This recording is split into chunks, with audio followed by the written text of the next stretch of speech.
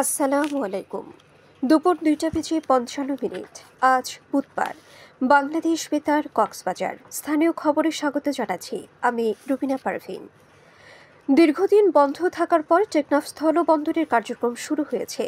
গত এক সপ্তাহে 4টি কাঠের ট্রলার ও 2টি আদাবুজা ট্রলার মিয়ানমার থেকে বন্দরে এসে পৌঁছেছে। আরও 4টি ট্রলার মিয়ানমার থেকে আসার পথে রয়েছে বলে স্থলবন্দরের রাজস্ব কর্মকর্তা মোহাম্মদ ফারুক হোসেন জানিয়েছেন। তিনি জানান, দীর্ঘদিন ধরে মিয়ানমারের সহিংসতার কারণে আমদানি রপ্তানি কার্যক্রম বন্ধ ছিল। বন্দরের স্বাভাবিক কার্যক্রম সচল থাকলে মাসের 60 থেকে 70 কোটি টাকা রাজস্ব আয় হয়।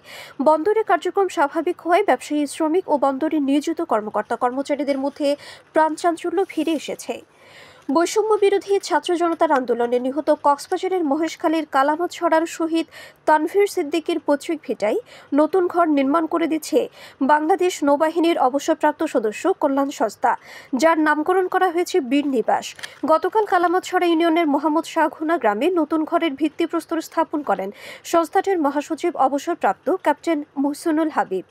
এর আগে শহীদ তানভীর সিদ্দিকীর কবর জিয়ারত করেন বৈষম্য বিরোধী ছাত্র আন্দোলনের চট্টগ্রাম বিভাগীয় সমন্বয়ক তালাত মাহমুদ খান রাফি সহ বৈষম্য বিরোধী ছাত্র আন্দোলনের শিক্ষার্থীরা। শহীদ তানভীর কালামারছড়া ইউনিয়নের মোহাম্মদ শাহঘুনা গ্রামের বাসিন্দা বাদশা মিয়ার ছেলে। গত 18 জুলাই বৈষম্য বিরোধী ছাত্র আন্দোলনে চট্টগ্রামের বহদ্দারহাট এলাকায় শহীদ হন তানভীর সিদ্দিকী। তিনি 5 আশিকানে আউলিয়া ডিগ্রি কলেজের এসিসি পরীক্ষার্থী ছিলেন। উখিয়া টেকনাফ আসনের সাবেক সংসদ সদস্য আব্দুর রহমান বদিকে গ্রেফতার করেছে র্যাপিড অ্যাকশন ব্যাটালিয়ন র্যাব। গতকাল রাতে চট্টগ্রামে জিসি মোড়ে অভিযান চালিয়ে তাকে আটক করা হয়। গ্রেপ্তারের বিষয়টি নিশ্চিত করেন র্যাবের লিগ্যাল অ্যান্ড মিডিয়া উইংয়ের পরিচালক লেফটেন্যান্ট কর্নেল মুনিম ফেরদৌস। তিনি জানান, টেকনাফে হত্যা চেষ্টা মামলায় আব্দুর রহমান বদিকে গ্রেপ্তার করা হয়েছে। উখিয়ায় 1 লাখ ইয়াবা ও 2টি বিদেশি পিস্তল জব্দ করেছে বিজিবি। এ সময় একটি দেশীয় তৈরি পাইপগান, 10 রাউন্ড পিস্তলের গুলি এবং 15 রাউন্ড পাইপগানের গুলি জব্দ করা হয়। তবে এই ঘটনায় কাউকে আটক করতে পারেনি বিজিবি। আজ সকাল 10টায় এ তথ্য নিশ্চিত করেছেন 34 বিজিবি কক্সবাজার ব্যাটালিয়নের অধিনায়ক লেফটেন্যান্ট কর্নেল আবদুল্লাহ আল মাশরুকি। তিনি জানান, গতকাল রাতে উখিয়ার পালংখালী বিউপির বিজিবির একটি টহল দল পূর্ব ফাড়ির বিল নামক স্থানে কৌশলগত অবস্থান নেয়। এ সময় মাদক কারবারি সীমান্ত থেকে পায়ে হেঁটে বাংলাদেশের অভ্যন্তরে আসার সময় বিজিবি টহল দল তাদেরকে চ্যালেঞ্জ করলে মাদক চোরা কারবারিরা তাদের সাথে থাকা ব্যাগ ফেলে জঙ্গলের ভেতর দিয়ে মিয়ানমারের দিকে পালিয়ে যায়। এই ব্যাগ তল্লাশি করে ইয়াবা ও অস্ত্র জব্দ করা হয়। এ ব্যাপারে আইনগত ব্যবস্থা প্রক্রিয়াধীন বলে জানান বিজিবির এই কর্মকর্তা। এদিকে কক্সবাজার টেকনাফ সড়কের রামু মরিচিয়া চেকপোস্টে অভিযান চালিয়ে 1 কেজি ক্রিস্টাল মেথ আইস সহ এক পাচারকারীকে আটক করেছে বিজিবি সদস্যরা। গতকাল রাতে এই অভিযান চালানো হয়।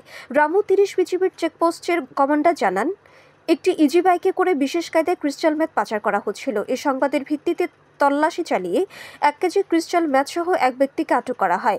আটক ব্যক্তি উখিয়া উপজেলার হলদিয়া পালং গ্রামের মোহাম্মদ রিদওয়ান। এ বিষয়ে পরবর্তী আইনানুগ ব্যবস্থা প্রক্রিয়াধীন বলে জানিয়েছে বিজিবি।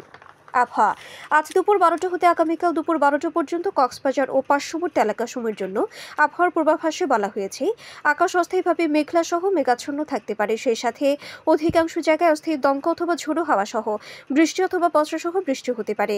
বাতাস দক্ষিণ দক্ষিণ পশ্চিম দিক হতে ঘন্টায় 8 থেকে 16 কিলোমিটার বেগে প্রবাহিত হতে পারে। সেই সাথে অস্থায়ীভাবে দমকা সহ দক্ষিণ দক্ষিণ পূর্ব দিক হতে ঘন্টায় 30 থেকে 40 কিলোমিটার বা তার অধিক বেগে প্রবাহিত হতে পারে। কক্সবাজার সমুদ্র বন্দরের জন্য কোনো সংকেত নেই। আগামী 24 ঘন্টায় দিন ও রাতের তাপমাত্রা প্রায় অপরিবর্তিত থাকতে পারে। আজ সূর্যাস্ত যাবে সন্ধ্যা 6টা 18 মিনিটে, আগামীকাল সূর্যোদয় হবে ভোর 5টা 33 মিনিটে। আজকের সর্বনিম্ন তাপমাত্রা ছিল 27.3 ডিগ্রি সেলসিয়াস এবং সর্বোচ্চ তাপমাত্রা ছিল 31 ডিগ্রি সেলসিয়াস। এখন জানিয়ে দিচ্ছি বাঁকখালী নদীর মোহনা ও সকনট এলাকার সামুদ্রিক জোয়ার ভাটার সময়সূচি। আজ জোয়ার শুরু হবে সন্ধ্যা 6টা 18 মিনিটে, চলবে রাত 11টা 51 মিনিট পর্যন্ত। ভাটা শুরু হবে রাত 11টা 51 মিনিটে, চলবে আগামীকাল সকাল 6টা 27 মিনিট পর্যন্ত। পুনরায় জোয়ার শুরু হবে আগামীকাল সকাল 6টা 27 মিনিটে, চলবে আগামীকাল দুপুর 12টা 9 মিনিট পর্যন্ত। সবশেষে পর্যটক বার্তা। পর্যটন নগরী কক্সবাজার আগত ভ্রমণ পিয়াসুদের সাগরের পানিতে নামার পূর্বে সাবধানতা অবলম্বন করার জন্য অনুরোধ করা হচ্ছে। যারা সাঁতারে দক্ষ নন তাদের পানিতে বেশি দূর যাওয়া উচিত নয়। ভাটার সময় স্রোতের সাগরমুখী টান প্রবল হয় সাগরের গভীরে ভেসে যাওয়া, এমনকি প্রাণহানির আশঙ্কা থাকে। সেই সাথে পর্যটকদের স্বাস্থ্যবিধি মেনে চলার পরামর্শ দেওয়া হচ্ছে। খবর শেষ হলো। আমাদের পরবর্তী খবর প্রচারিত হবে আগামীকাল সকাল 9টা বেজে 25 মিনিটে।